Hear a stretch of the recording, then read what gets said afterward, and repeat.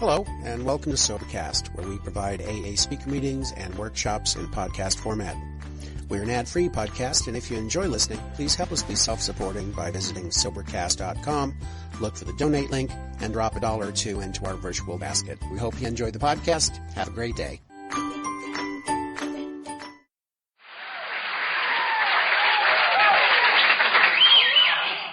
Why aren't some of you up here instead of me? I'm so nervous I'm about to have a coronary. If you think it gets any better, it doesn't. My name is Geraldine D, and I've been sober something over 15,000 days. Getting sober April 23rd, 1947.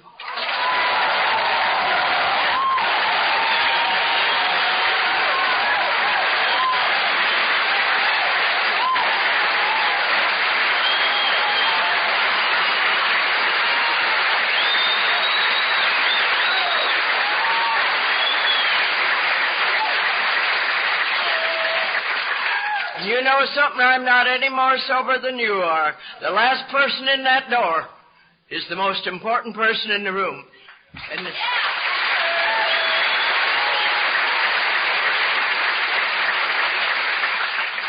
I wish for them what has been given so freely to me. You know, there's 3 talks you give. That one you make before that you almost have a coronary over. The one you make that's not too hot. And that one on the way home, oh, honey, that's a real bitch.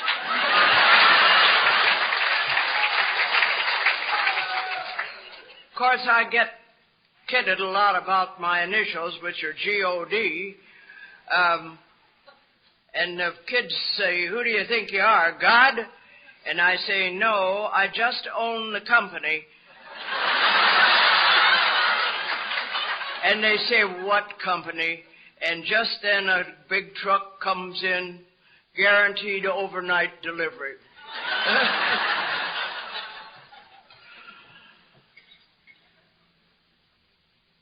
There's a lot of laughs over this, and for this I'm grateful.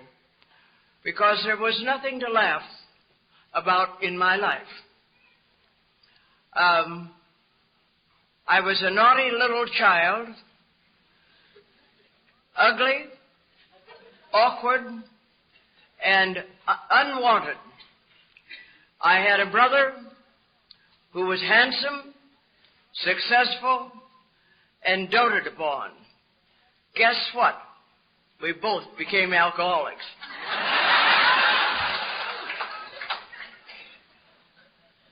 I had a very hard time for a long time, so I had to be successful, didn't I?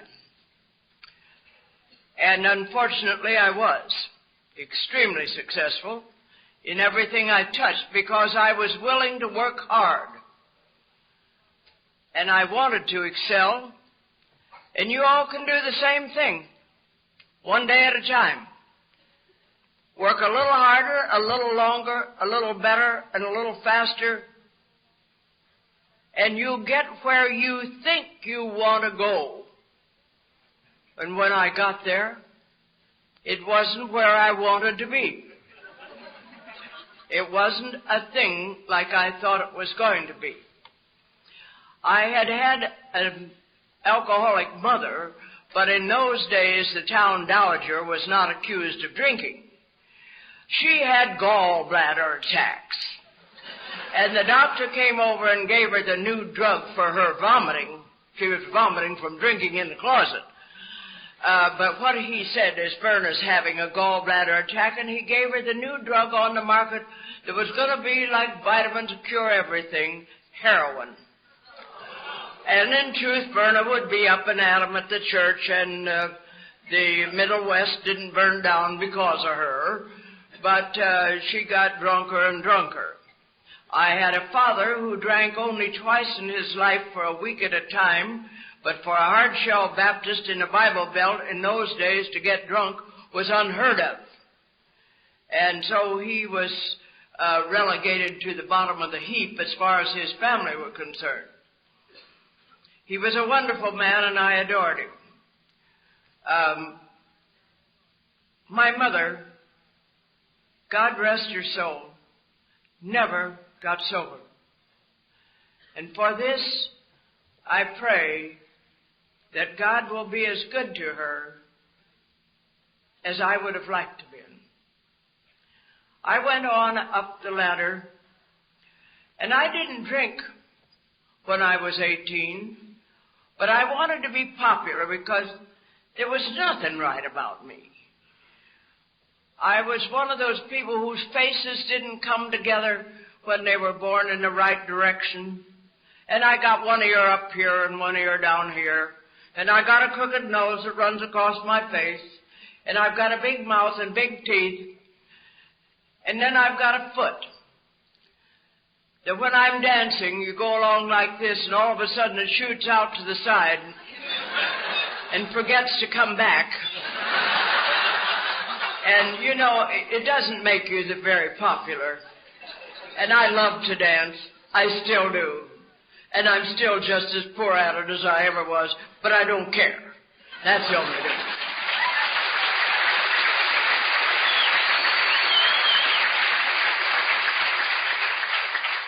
Life went on. I came out of college in 27 in the Depression when my father went broke and took 3 jobs and worked like a dog and played just as hard as I worked. And I began to have a good time, and I began to be successful, and I began to go up in the professional field. And the higher I went, the drunker I got. But you see, I wasn't an alcoholic. You understand that. I did not become an alcoholic until I came to AA. And I have 23 psychiatry reports from 23 different psychiatrists that will prove that I am not an alcoholic. I got drunk all over the United States traveling with this medical team, and they would send me to a psychiatrist for my nerves. You see, I was very nervous, and you better believe the next morning I was nervous. And the psychiatrist would listen to my sad tale of woe, and he would diagnose me as ultra nervous. And he would give me a little something for my nerves. Now, phenobarbital and all that jazz was just coming on the market then, and I went around with a pocketful in my pocket because, you see, it doesn't smell. Now, of course, I wasn't a drinker. You understand that. I just had a gallon in my room in case somebody came in. But it was always gone in the morning.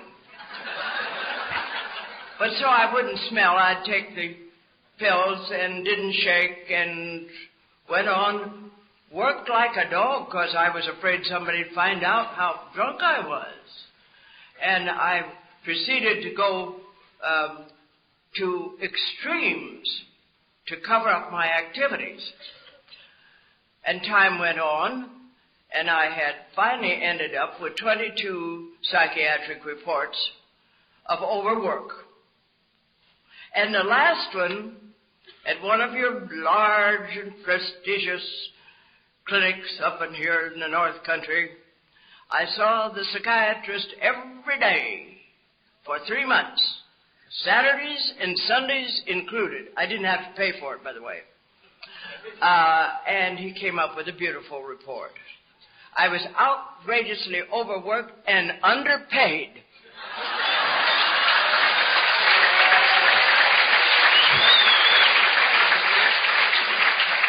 And I was the best paid woman in the United States. What they didn't tell me was that they were going to put me on a year's leave of absence with full pay, which included a house and a maid and a car and a chauffeur and a handsome salary.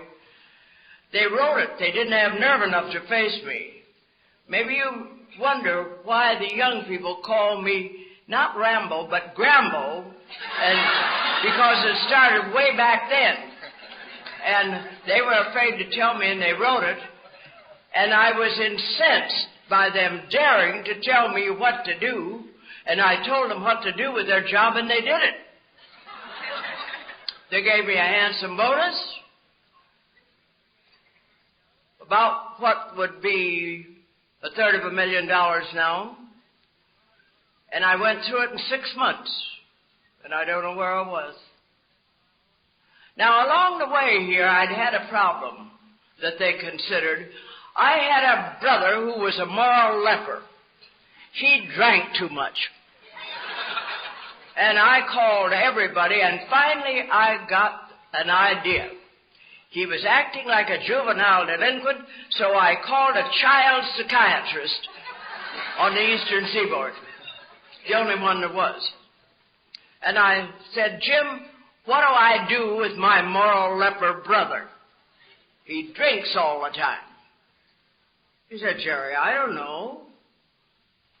Now, wait a minute, he said, I was at a medical meeting in New York the other night, and there was a guy there by the name of Bill Wilson, and he's doing something peculiar with men who drink too much. Not women. Men who drink too much. He gave me his card. I'll call him up. And 48 years ago, he called Bill in New York. And Bill and 2 other guys went out to New Jersey, to Maplewood, to see my brother. And I'm glad to report to you that he stayed sober until his death a few years ago. Now, I was exposed to AA. Do you think I'd call it AA? No. Bill and Lois were living in a flat in Brooklyn that was pretty hot, and Oscar lived out in the hills, so every weekend Bill and Lois used to come out and spend the weekend at the house. I'm grateful to have had their friendship for all these years, Bill until he died and Lois still. And they would come out and spend the weekend. I would occasionally be in town, and when I did, they took me to meetings whether I wanted to go or not. As a guest, you understand that I didn't have the problem. Finally, one day I said to Bill, how do you work that thing? And I'm waving my hands around. You know, that thing. I wouldn't say AA. Bill looked at me and stood there a few minutes. He was awfully thin in those days. He said, well, Jerry, don't drink. Don't take those pills. Go to meetings. And he hesitated and said, and shut up.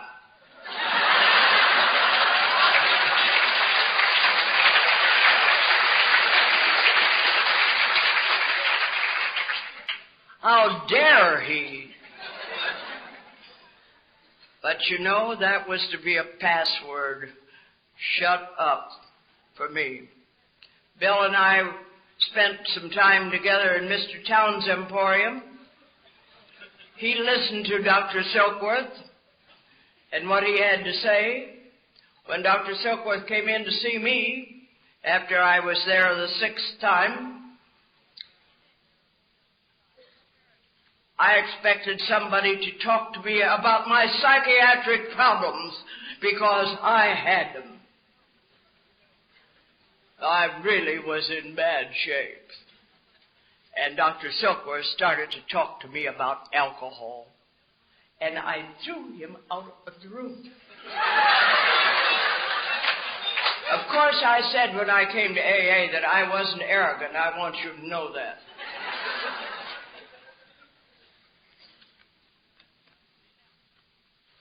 Dr. Silkworth wouldn't come back when I asked him to.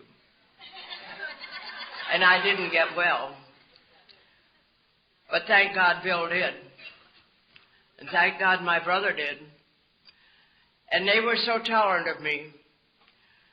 And I was getting in the hospital all over the country by that time because mixing up the pills and the booze, you know, all you get is 1 and 1 doesn't make 2. They get together and make 6, 8, or 10. And if I was flying at 10,000 feet and landing in the hospital out in Frisco, I was unconscious for 10 days, came to and they told me I almost died, and I laughed in their face and said, you can't kill the Irish, and was drunk 3 hours after I left to the hospital. But I said I wasn't insane. You know this insanity of this disease. Insane is not whole, not normal. If that's whole and normal, I'll eat it.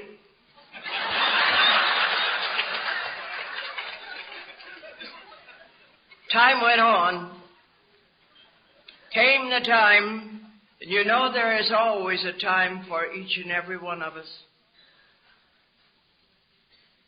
Why God let me live was so good to me, I don't know, but I sure am grateful. Because, you see, I didn't believe in God. Not me. I was all-powerful. By the way, if you guys in the back there get tired of listening before I get tired of talking, you either raise your hand or leave the room. Because I just ramble on. But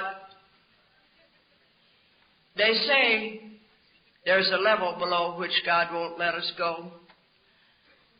And one morning, and I don't know how I got back to Chicago, I left my clothes all over the United States. I never spent money, put them in one of these lockers, you know, in the train station or in the airlines, and lose the key. Never went back to get them. Hope somebody enjoyed them. But one morning, I wakened. Now, I'd been in all these psychiatric hospitals, but with nurses around the clock.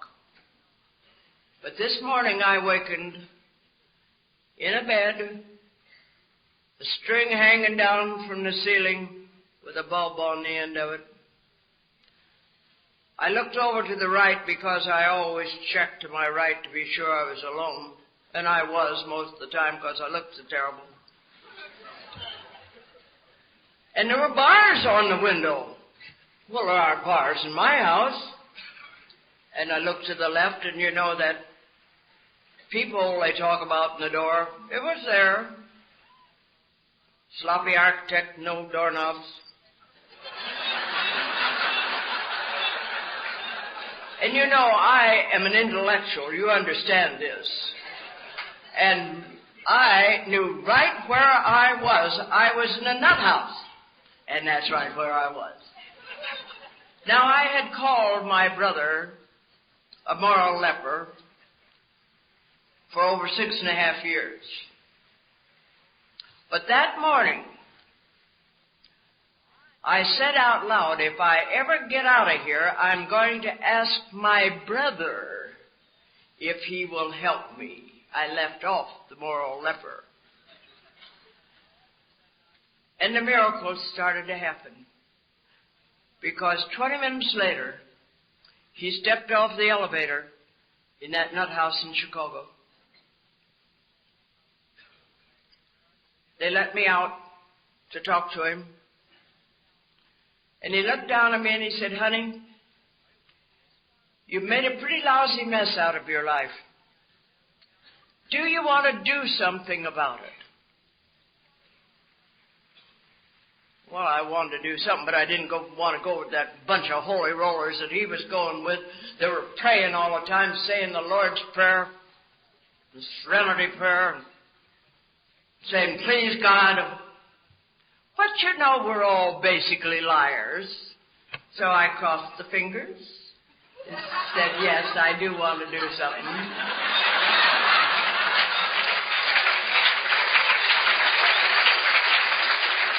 What I really wanted to do was get out of that nut house. And he said, well, and this is important for you family people. Honey, I love you too much to be objective. I can't help you. And my heart went right down to my feet. There's my last hope. It seemed like an eternity before he spoke again. I know it wasn't. But he said, I'll get someone. And we flew back to Chicago, and I'm used to being on flat land out there. And we had to land in Allentown, New Jersey, up in the hills, coming down in a limousine, up and down those hills. I'm 48 hours without anything. I'm dying.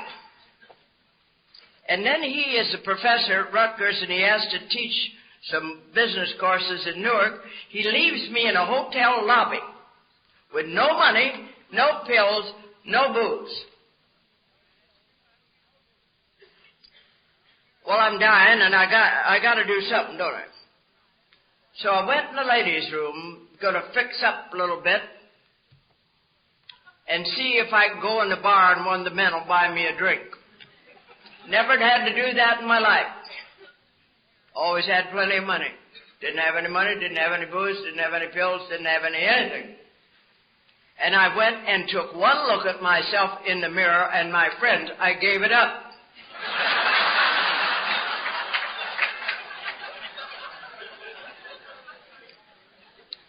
That was the most horrible sight I've ever seen in my life. Straight hair. We didn't have permanents in those days. Straight hair. No makeup. I've no prize made up to the hilt. By the way, I learned in AA that pretty is as pretty does.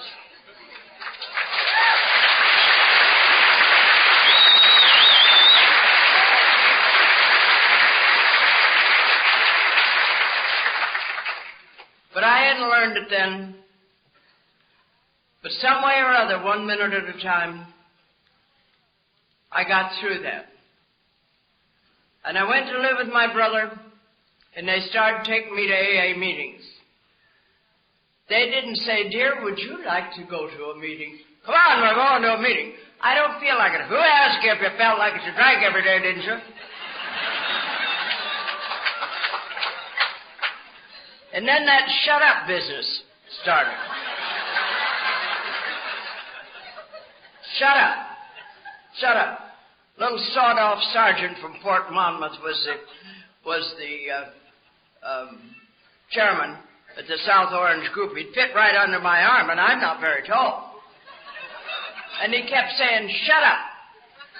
Shut up. And I said, I thought you could do AA any way you wanted to. And he looked down his nose at me. Here he is, this little squirt. Looking down his nose, he said, you don't have a way.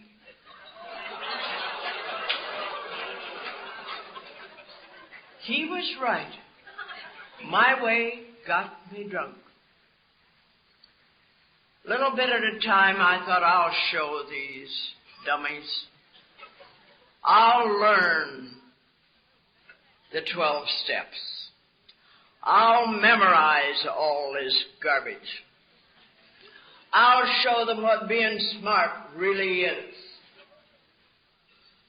And so I did learn all the steps. I wish I could repeat them now as well as I could then. But you know, something happened along the way, because come 8 months of sobriety, I knew the steps. I'd been going to meetings. I'd joined the group. I was supposedly doing everything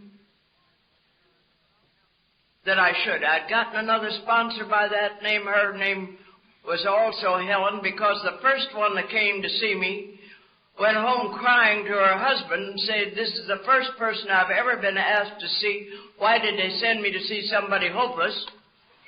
And this is another Helen, and she kept me going to meetings. And I had been going, but I had decided that I knew it all now. I knew what the trouble was, and I knew how to manage it. And I was going to go back to Chicago and join my friends and drink like a lady. I never wanted to be anything but a lady. I wasn't going to tell anybody because they'd object. They wouldn't understand. So I was working again by that time, and I bought myself an airplane ticket, and I got everything packed when nobody was looking, and I'm all ready to leave. Now, along the way, they had given me an AA book, which I threw out the window into a mud puddle. And then they came back on the night table. It was a very peculiar big book. It had legs. And I threw it in the dirty laundry just as it was going out to the laundry. Guess who brought it back? The laundryman. It was on the night table that night. And I thought it was the worst book anybody had ever written. Any idiot could write a book better than that, but this idiot has never been able to. But it was there. And this night before I was going to run away, I went to the South Orange meeting and came home and sat down on the side of the bed. A lot of wonderful things have happened to me on the side of the bed. And there was that book. And I opened it. And the first miracle of AA came to me because I opened the book and it fell open to the page on how it works. I think it was 57 in the old book. And I started to read. Rarely have we seen a person fail who has thoroughly followed our path. I wasn't following any path except to destruction.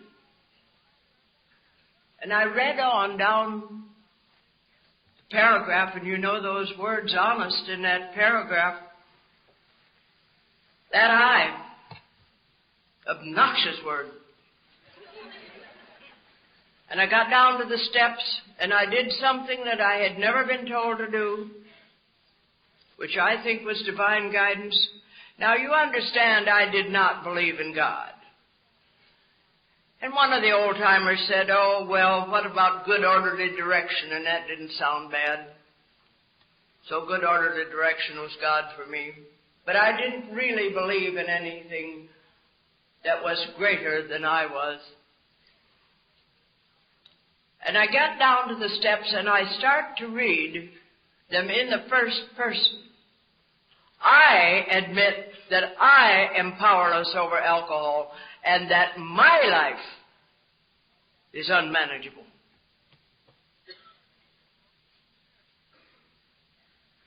That was startling to me. Why I did it, I don't know. It's written in the third person because the group who got together and decided this is the way they would explain this wonderful group of guidelines, this roadway to happiness, not just sobriety. Any idiot can get sober. It takes something very special to stay sober and enjoy it and grow in life. And I read down those steps in the first person, and I closed the book and laid down and went to sleep. Now, I had come off of 20 years of medication and 19 years of pills. In the early days when we were running bootleg booze, I wanted to be popular, but I didn't drink because I had the phenobarbital, which was, they would have called me a hyperkinetic kid now. They called me an ornery little brat, and I think that's probably the right term. But I carried booze across the Canadian border in hot water bottles strapped between my legs to be popular. 2 quarts of Canadian whiskey when we were drinking rock gut, my friends. I was popular.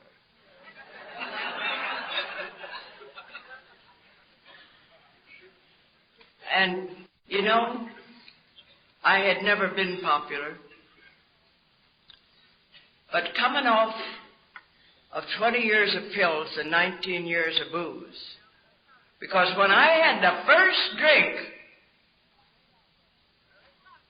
of straight alcohol mixed with a little water, a little juniper berry, put it in hard cider and drink it, and you'll fly right over the moon on top of a handful of phenobarbital.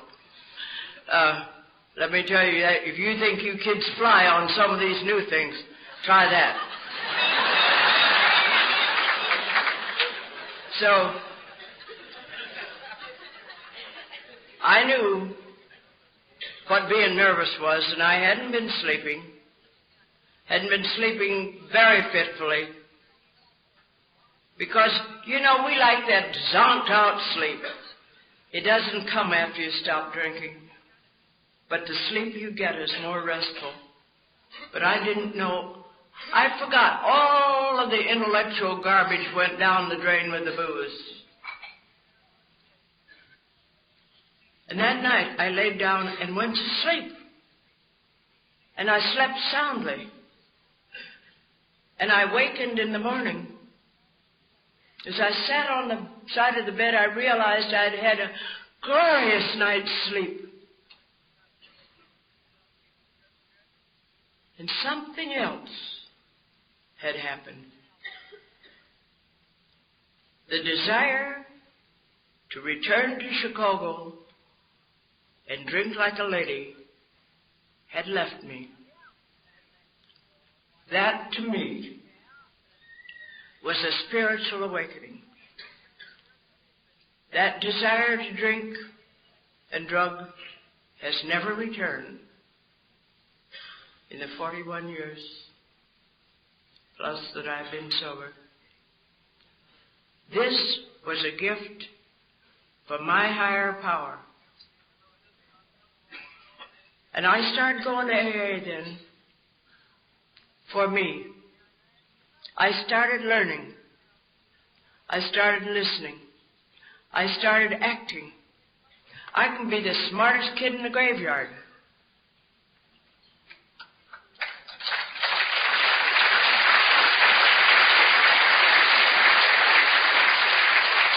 In the early days, they used to say kiss a lot, keep it simple, stupid. But I prefer now to say keep it simple spiritually. Keep your guidelines for yourself down to a place where you can really live with them. And the first guideline is don't drink. Don't take those pills. Go to meetings and shut up. That had been given.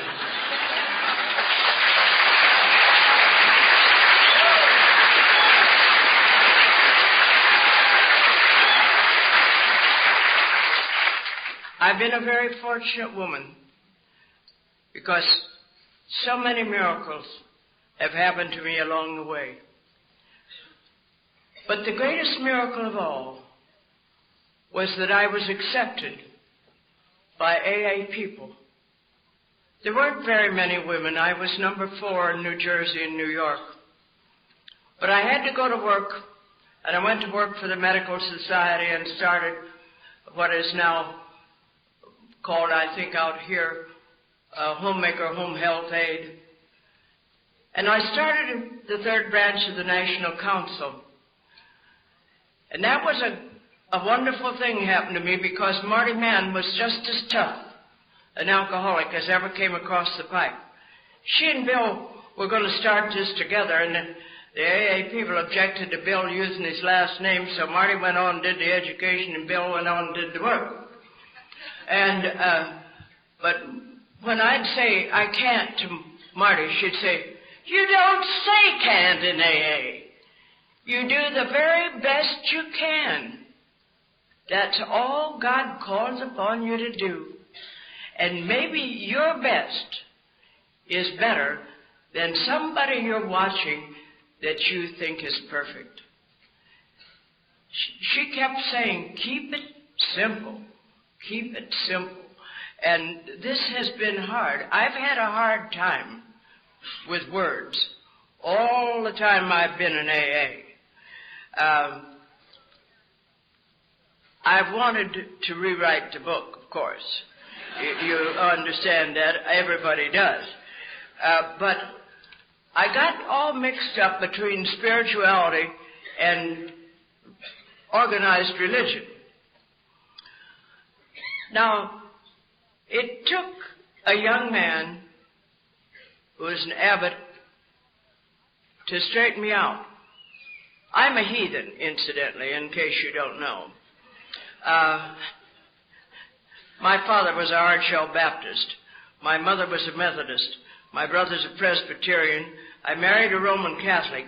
And that's to show you that you don't get sober overnight, because I'd been sober 2 years, and I married a 50-year-old Roman Catholic bachelor in AA who came complete with aged mother as a package.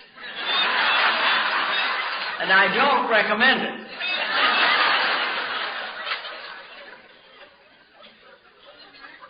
And all of you folks that marry in AA, if you think your old man's going to think like you do or vice versa, I've got news for you. Men and women do not think alike. They are different.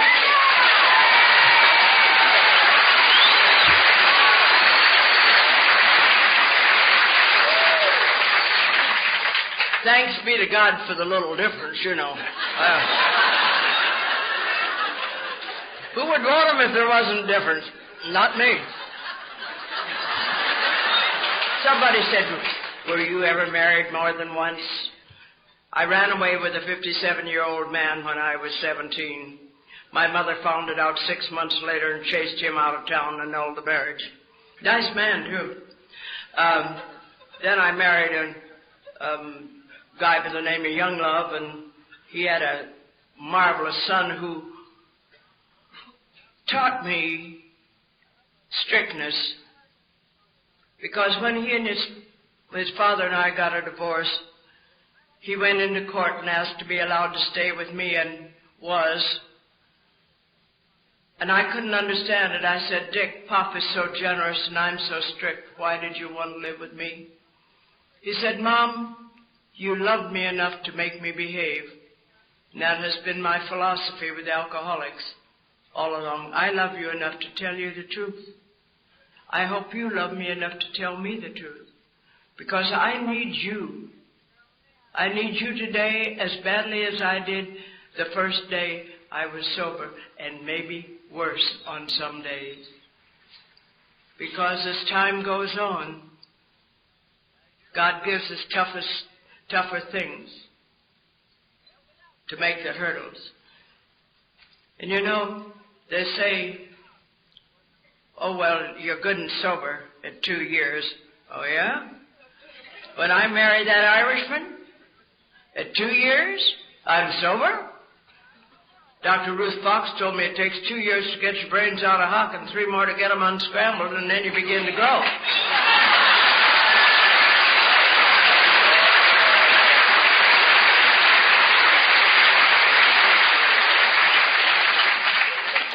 I loved that Irishman the day I met him, the day I married him, the day he died. He was a good member of AA, a strong member of AA. And I have to tell this as part of my story because it's very hard for people to understand why they can't take something for their nerves.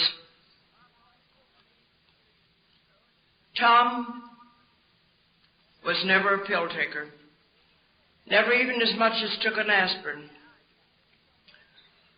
But he'd been sober over 20 years, and he had a bad back. And a friend gave him some muscle relaxant and said, don't tell Jerry. She's a nut on those things. And he didn't. And it helped his back. And he had a cigarette cough. And this guy gave him some, quote, new cough medicine And incidentally, new medicines become old medicines. Alcohol was new one time to the caveman when it dropped down on the rocks and fermented. Now it's old medicine. Tom didn't tell me about the cough medicine. And 3 days later, after 20 years of wonderful sobriety, he was in the bar. 17 months later, after being in 14 hospitals, he bled to death of an esophageal hemorrhage. I will never stop talking about the things that make us drunk again. Never.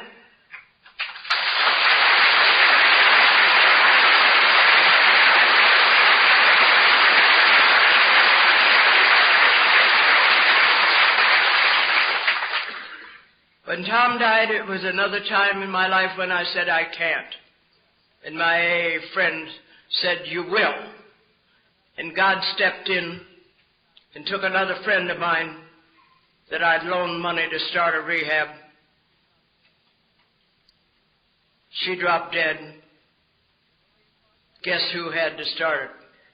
I never wanted to work in the alcohol field.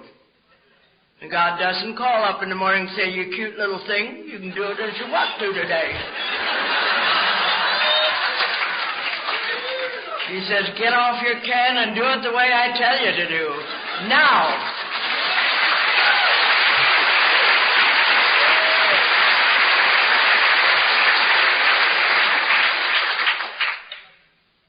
So the journey of 1,000,000 miles begins with the first step. Take it. Whatever it is in whatever area of your life. Don't come up to me and tell me you're depressed. All depression is unresolved discontent, and you're too lazy to get off your butt and do something about it.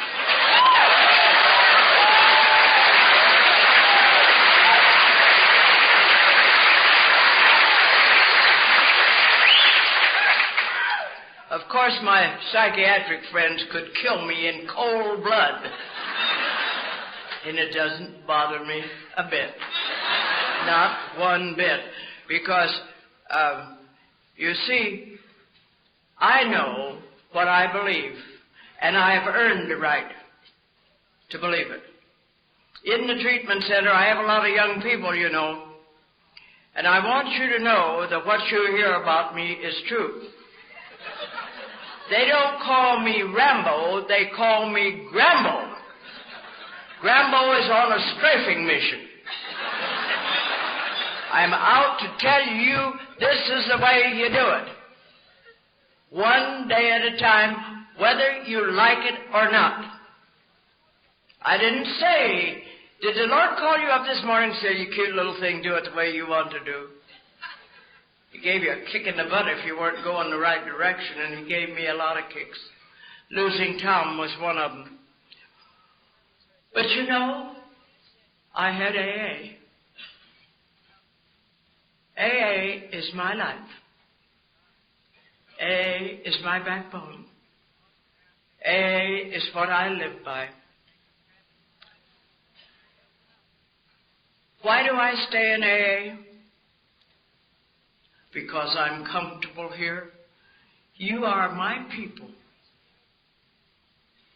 You know where I come from. It doesn't make any difference what language I talk in. It doesn't make much difference what I say. It makes a whole lot of difference what I do. Oh yeah, I know the way. And I can show you the way. But it isn't worth the powder and shot to blow it to hell unless I go the way and hold out my hand and say, come along, I'll show you where the rough spots are.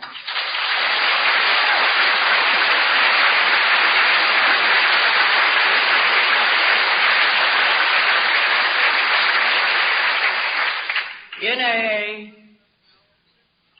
I have found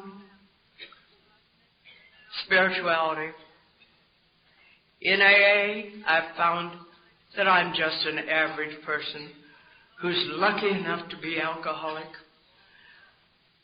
And I have friends all over the world just like you, who all I have to do is pick up the telephone, regardless of where it is, and you will help. You will extend the hand of friendship wherever I am. I didn't like the word alcoholic. Ick is dirty. Now, if it had been Jelinek disease after the great Dr. Jelinek, it would have been lovely, wouldn't it? If we went for Jelinek's therapy, it wouldn't have done for me what Alcoholics Anonymous did. Alcoholics Anonymous has given me a roadmap to follow. Very simple. Any idiot can follow, even this idiot. And I don't have to drink anymore to do the things I want to do. I didn't like the word addiction. You know, I recommend that if you're having trouble with words in AA, that you use the dictionary. Mr. Webster's short stories are really very good. An addiction is nothing in the world except pain plus a learned relief. And it doesn't say whether it's physical, emotional, or spiritual, and I had all of them. And I learned the relief by the simple steps in AA, and don't drink, don't drug, go to meetings, shut up, listen. And I hear from you, this has been the most wonderful conference for me.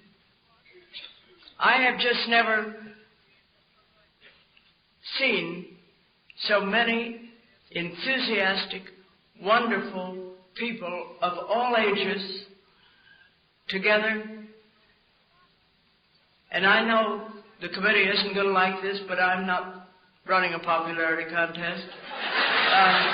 They've done a beautiful job, and I'm so pleased to be numbered among the people they thought would help you, because if it doesn't help you, it sure has helped me. It isn't one person, me, has been helped. I have to go on doing all the things that AA wanted me to. I have to continue to take a fourth and fifth step. I take a written fourth step once a year, and I go to a trusted friend to empty it all out and take a look at that garbage. Take a look at the good things as well. And I have used the 12 steps. Not one at a time. It's a way of life. If you live in a 2-story house, you don't go up it just once or down it just once, do you? You go up and down and up and down, maybe once a day, maybe 10 times. It's all there, but you take every one of the steps. It's simply a simplified package that helps you learn how to walk in a comfortable manner.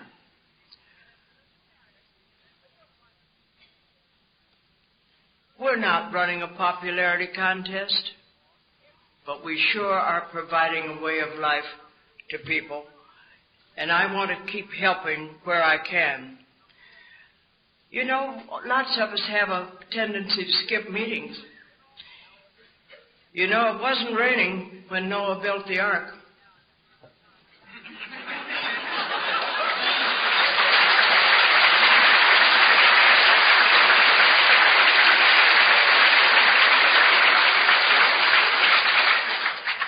And you better go to meetings, and your storehouse better be filled, or you won't float when the flood comes.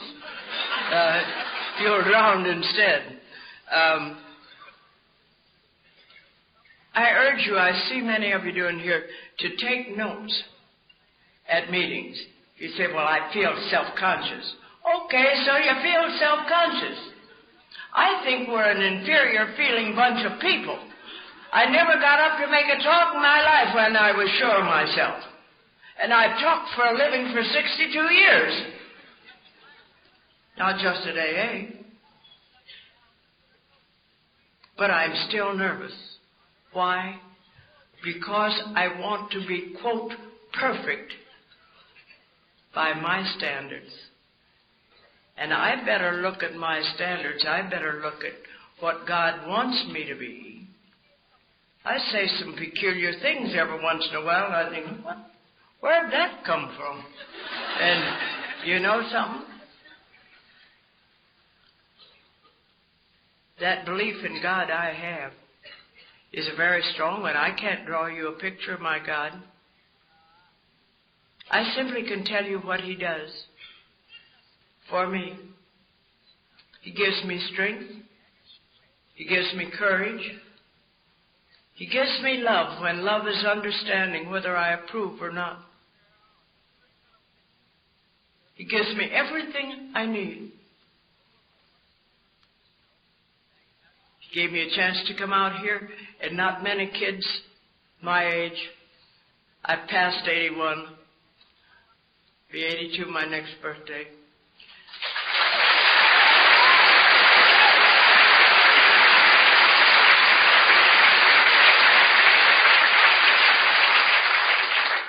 But I'm not afraid of tomorrow, because now I have a simple faith given to me by AA. My sponsors are all dead, save the one who came to see me and never came back, because she went home and told her husband, why did they send me to see somebody hopeless? But she's sober. She's younger than I am. I talked to her on the telephone. But each of you are my sponsors. I listen to what you have to say. You tell me more than you think you do. So I'm not afraid anymore. I'm not afraid of today. And I'm not afraid of another day if it comes. I just don't drink. I go to meetings.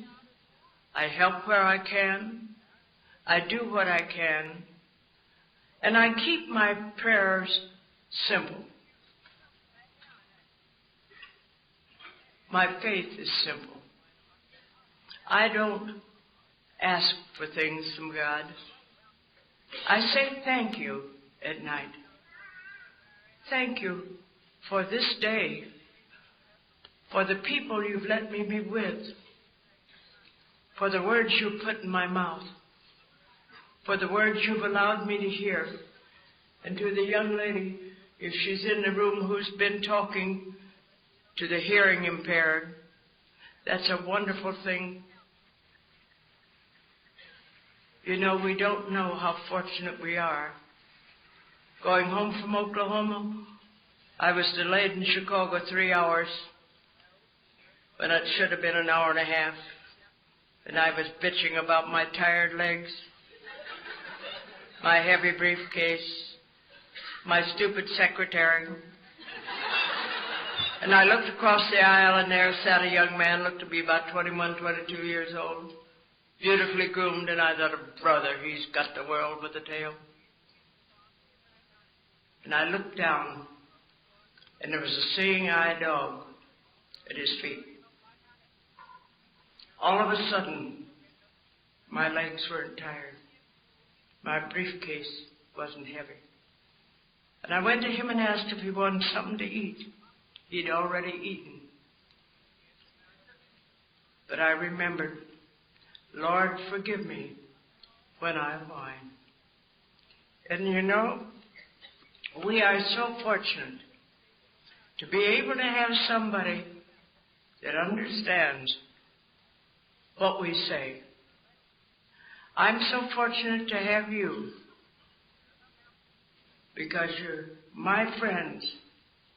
You understand me.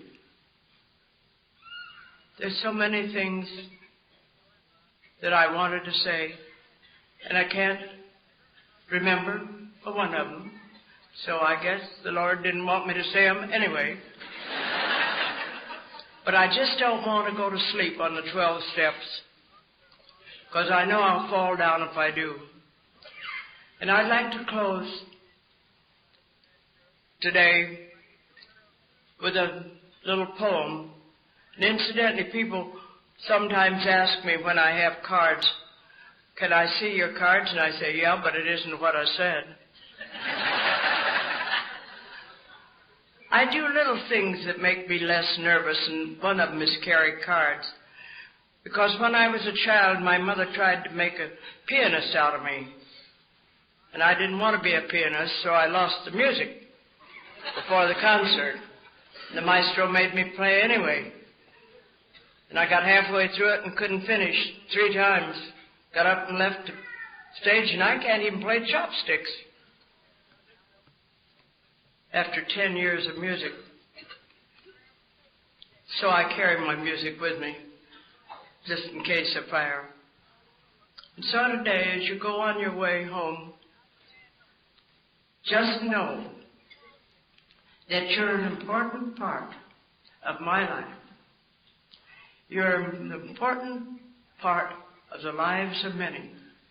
You may not think you have anything to contribute, but God doesn't make junk, you know. He makes people and has something for them to do. So we say, isn't it strange that princes and kings and clowns that caper in sawdust rings and common people like you and me are builders of our destiny? To each is given a bag of tools, a building block, a set of rules. There they are, right up there on the wall. And each must make ere life has flown a stumbling block or a stepping stone. Each morning I get up and say, thank you, God, for a good night's sleep. Show me the way. And He does. And each night I ask God to take my hand. It's better that way, I know. Because if I take His, instead of His taking mine, I may get afraid and let go. God bless you.